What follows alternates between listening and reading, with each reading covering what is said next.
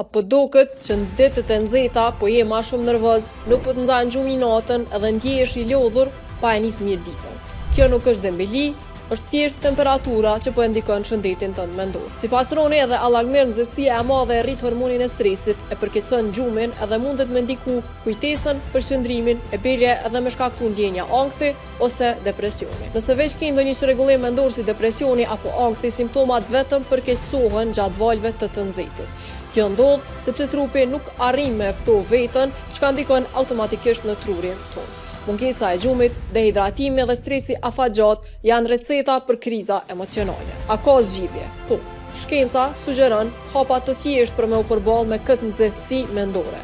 Numër 1, qëndroj hidratum, pi sa ma shumë ujë, shmang kafën, ushqime të randa edhe rre në hije. Përdor teknika relaksuese si frymarrja e thellë ose meditimi, edhe mos harro, shko te mjeku nëse simptomat përkeqësohen. E te qysh po njihesh në këto temperatura kaq nalta, kallëzom komente edhe për ma shumë video si kjo, bëja subscribe Urbanit në YouTube edhe në krejt platformat e tjera.